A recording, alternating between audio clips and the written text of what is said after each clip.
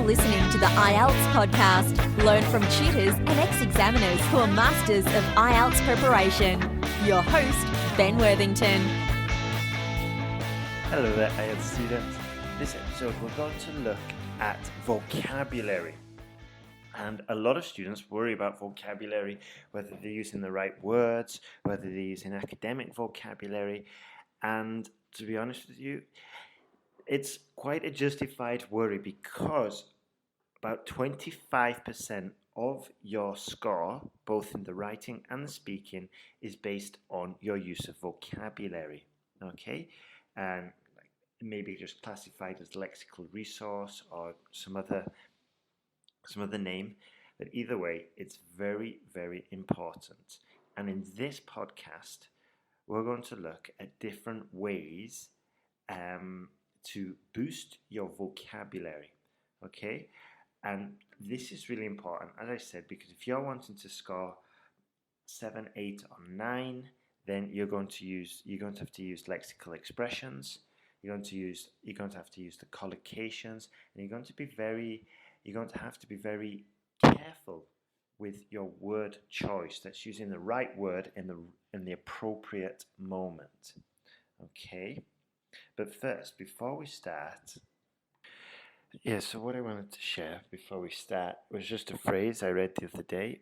It goes, if you reach for the sky, no, it doesn't say that. It says reach for the sky, because if you miss, you will still be among the stars.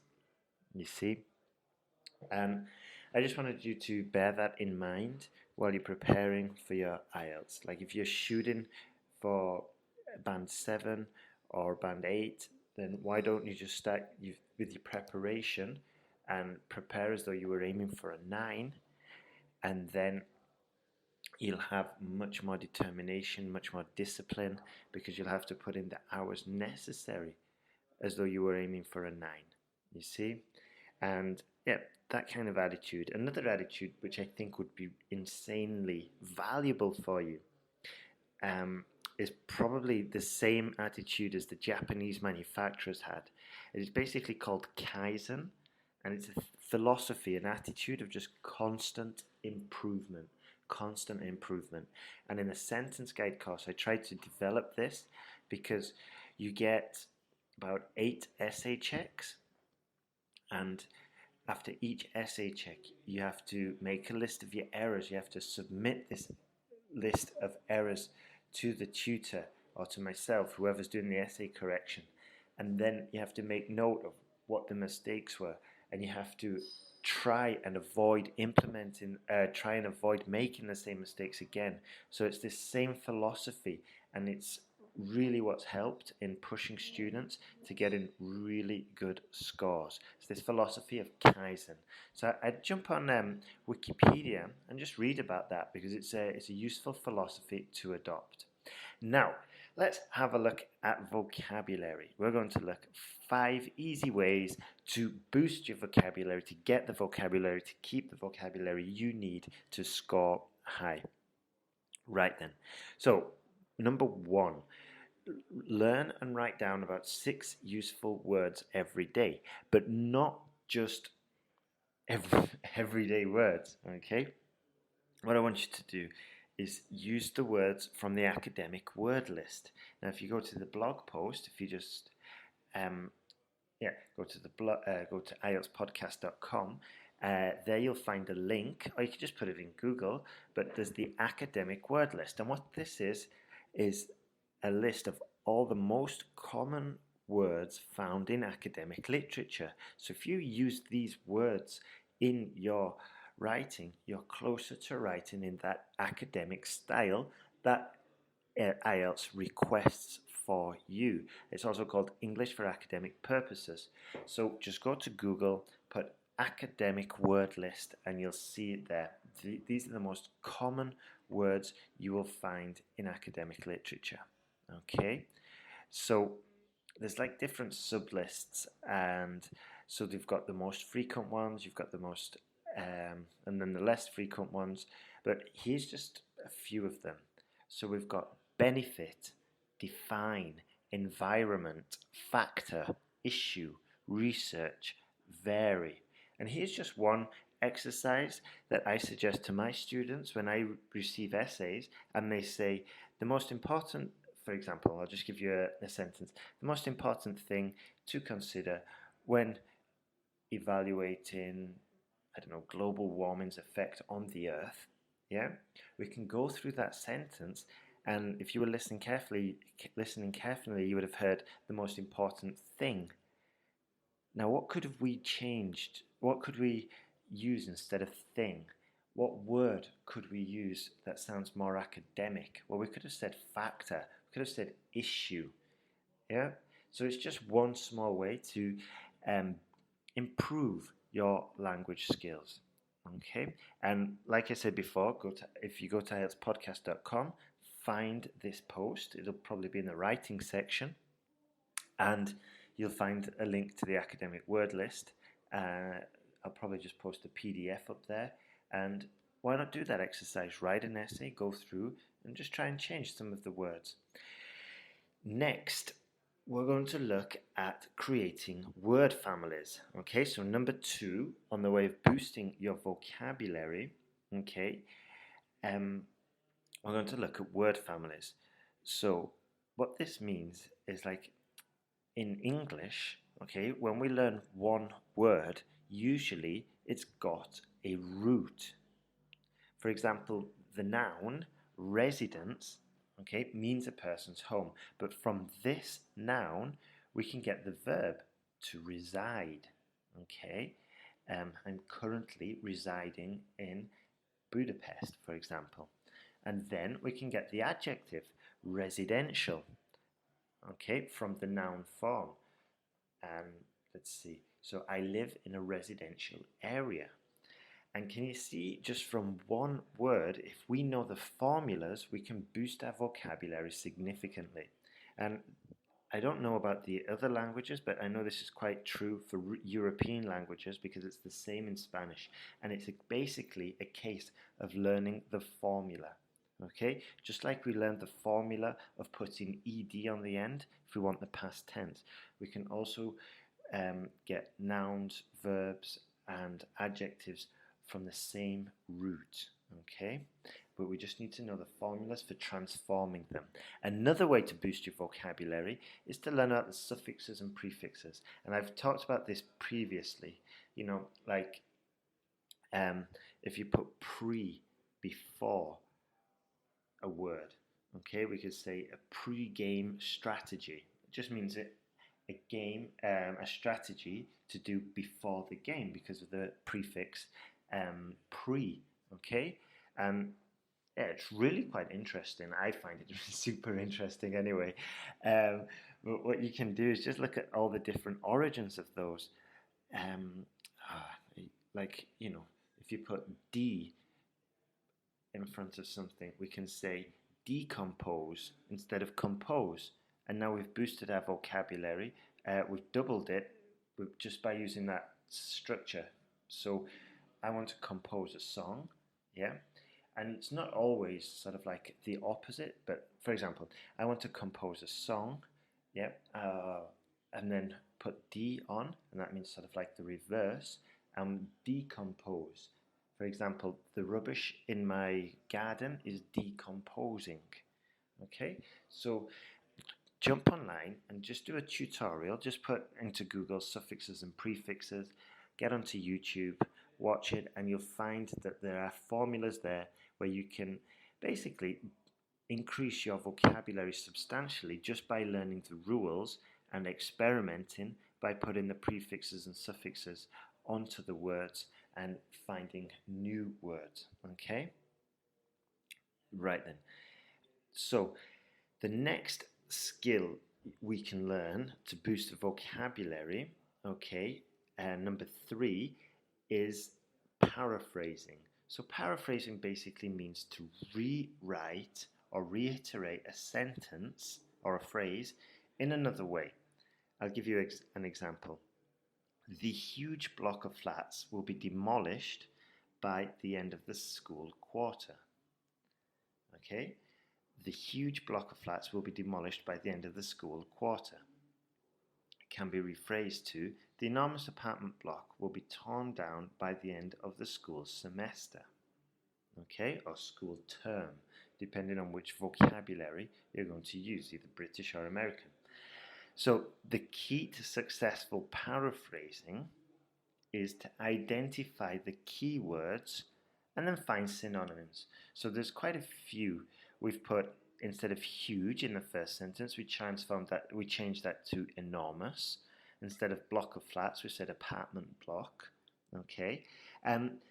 English is really quite versatile in this sense, because we've got oftentimes like I just demonstrated, we've got the American word and the British word.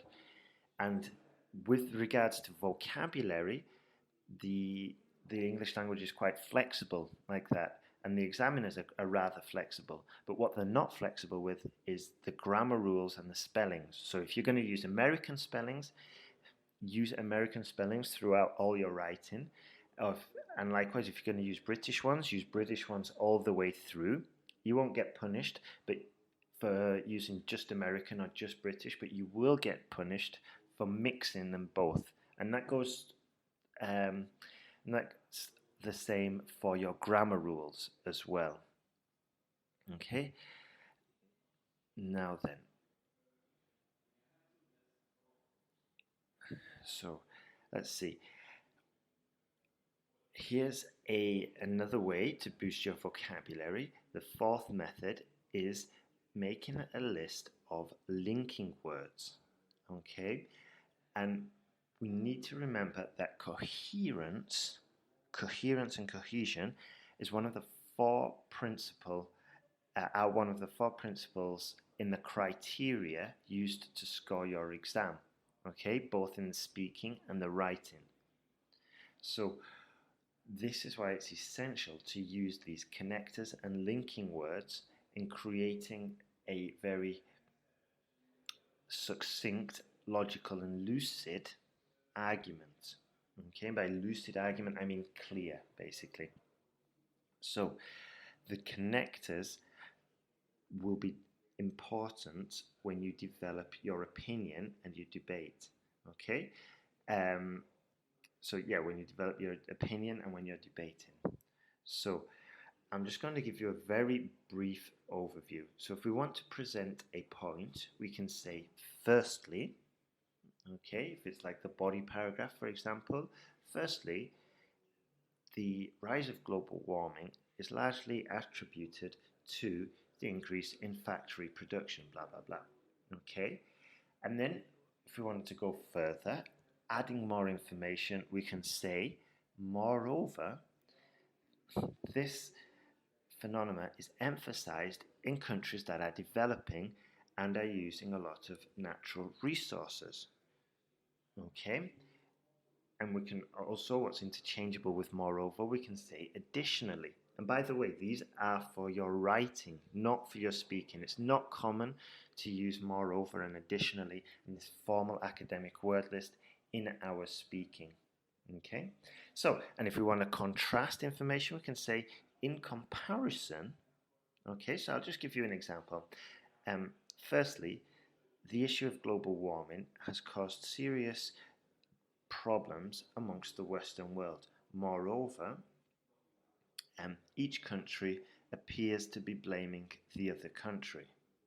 Full stop. In comparison, a more proactive approach would be to form international treaties that could seek to limit global emissions. This was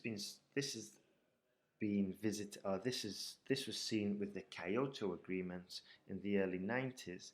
However, its effects were short-lived, blah, blah, blah, blah, blah. Okay? And we're probably not going to go into so much detail, but I just wanted to give you an example of using these linking words. And then if we want to conclude, we can just say, and we're going to just conclude, not in our body paragraphs, but in the final paragraph, we're going to say, to conclude, it can be largely seen that each country has a very important role to play with regards to reducing global emissions. Full stop. Okay. So if you want to get these skills, these linking words, I would start writing sentences out each day, getting feedback. And why don't you just focus for 1 week on linking words? Write an essay every day. In fact, there's a funny story here. In my in the sentence guide sort of like forum we've got on Facebook group. It's just a group exclusively for members of the Sentence Guide course who are doing the Sentence Guide course to pass their IELTS exam. One student, she proposed, I think it was Denise, she proposed, right, I'm going to write an essay every single day. Okay, and they all commit, and they all sort of like comment on each other's essays, and it's just a good way of getting even more feedback and just helping each other out and getting that sense of sort of like camaraderie. Yeah, everyone helping each other. Now then, the final method, the penultimate method, because I'm going to give you an extra method, which is quite funny actually. I thought it was quite funny. But the penultimate method is to read and listen. This is basic, and I've said this a million times, but yep, go to BBC, go to the 6 minutes one, and I'm saying the 6 minutes one because it's got the kind of topics that are seen on the exam. These cover education, environment, technology, health, medicine, government, economy, crime, business, food, society, all of these. Okay? And pick one of those podcasts, one of those audio recordings, and you've got the transcript there, which is pretty much a sort of like, it's not a word-for-word transcript, but it's a very, very close guide.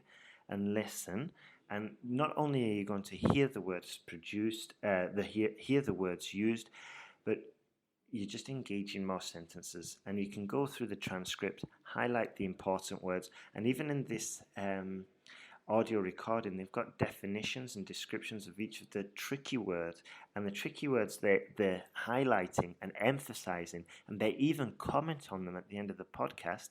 These are the words which are usually your topic specific vocabulary. Okay, so it's almost, they might as well just call it IELTS preparation, okay, because it's really that valuable. And also, if you're living in Australia, it's even more beneficial because you're going to get used to the British accent, okay? And they speak at a slightly slower than native English speakers. However, it's a good way to learn and just boost your vocabulary. So why not listen to one of those a day as well on your train ride to work, while you're coming home, and it's not totally dry and boring. Okay, so. And what I want to say there is that they've got occasional jokes in there, so it's quite funny. Now, the final one, okay, is this Chrome extension, and I only discovered this morning, but it made me laugh. All right. So what you can do with this Chrome extension is you install it. It's called what's it called now? Let's see. I only done. 1 second. Yeah, it's called iSpeech. Okay, so you're using your Chrome browser, and maybe you're listening to a podcast. Maybe you're just browsing the BBC. All right, and what you can do is you can just highlight some of the text, and it reads it to you. It's quite funny. All right, so I'm just gonna highlight it. And I'm going to just go to sentenceguide.com, and I'm just going to play it. Let me just set up the speaker so it comes out correctly. And yeah, you can just listen to it while you're reading. So it's a similar thing to the BBC 6 minutes, but the funny thing, it's not totally funny, but it comes out a little bit stranger, obviously, because they're not speaking, but it's still a good way, you know? So let me just give you a demonstration. My mind goes blank. I cannot organize my thoughts. You may have good English skills, But that still is not enough because on exam day you must think of ideas usually on some topic you have no interest in. And then you have to think of an opinion, present it, structure it, write it, etc. etc. All in 40 minutes. So, yeah, that was just shown the sentenceguide.com. But you can see it's not a totally natural way, but it's better than nothing. And a lot of students, sometimes they'll see a word and then they'll guess how it's pronounced. And sometimes that's valid, but sometimes it's not. And you can learn the word incorrectly from the first time and then start doing what's called a fossilized error and pronouncing it that way, unfortunately, for the rest of your life, which is very sad. All right, well, those are the 5+1 or the 6 different ways you can boost your vocabulary. And yeah, I'd strongly recommend just choosing one of them and start implementing it on a daily schedule. Okay, just do it for a week or maybe for a month. 6 minutes English, 1 6-minute audio recording a day, just different things like that, and just commit to it, and soon you'll find your vocabulary increasing.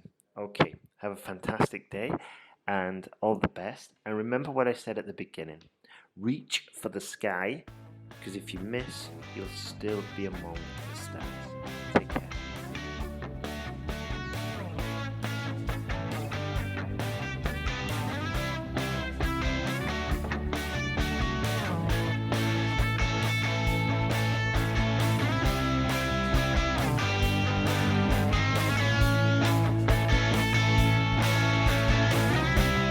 Thanks for listening to IELTSPodcast.com.